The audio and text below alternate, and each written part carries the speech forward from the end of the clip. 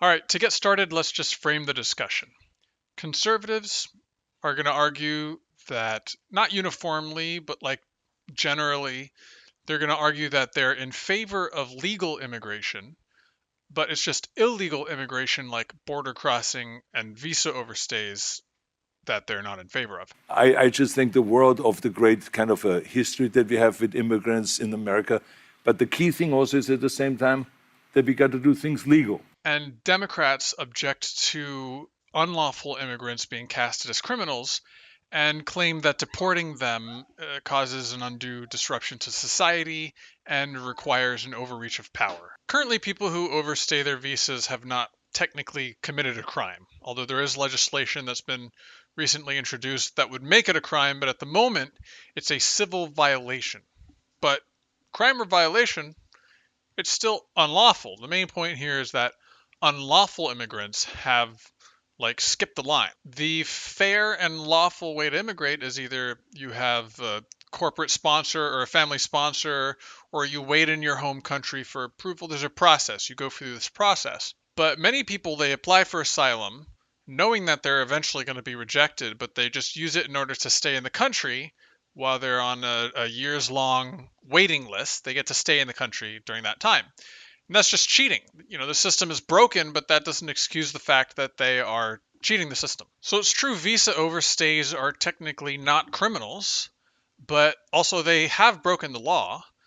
And so the government is within its rights to deport them. But then I would ask you this: marijuana and heroin are both Schedule 1 drugs, and we don't enforce dispensaries, but we do enforce heroin sales, because as a society we've decided that the law lags behind what we as society have decided is a good idea.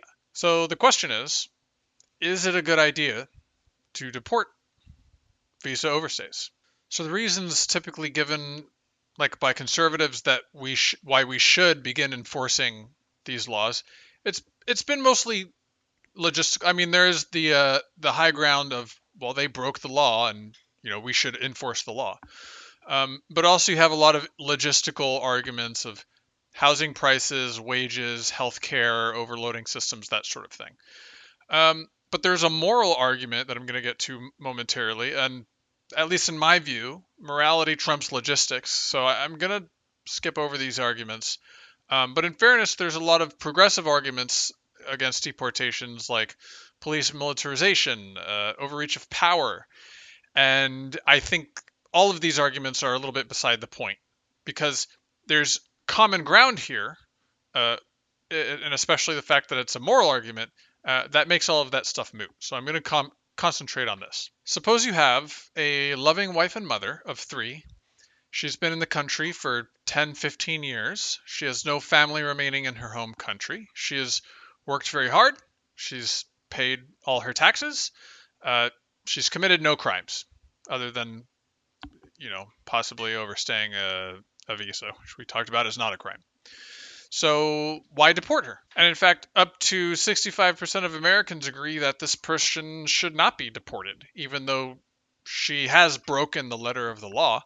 Yeah, she's an unlawful immigrant, but what good does it do to anybody to deport her? It would be simply not ethical for the government to deport spouses and separate them from their families and children when they've not hurt anybody. To me, the blanket statement that we should deport absolutely everybody is just too black and white and disruptive to be practical in reality, especially given the cost of finding and deporting these people and the fact that their relatives and communities fight for them, metaphorically and physically, to stay, as we've seen recently in Los Angeles. That's not to say we should allow all immigrants to stay, but the problem is that the loving wife and mother of 3 is often unable to obtain citizenship through the legal means, through no fault of her own, even though she fits all the criteria, specifically because the system is broken. Now, I realize that it's more easily said than done, but the better path here, and the path that I think we can mostly agree on, but that we can't get the politicians to act on, is that we need to fix the broken system. And we're distracted from the conversation of how to fix the broken system, which is the most important issue, uh, by things like, is it a protest or a riot, or should we deport visa overstays?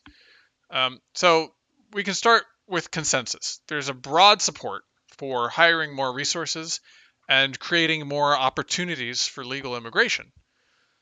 So the real question that we should be talking about is, what is the most effective way at improving the situation at the border? But that's going to have to be a topic for another video. So there it was, hopefully the most reasonable take on the internet. Thanks for listening.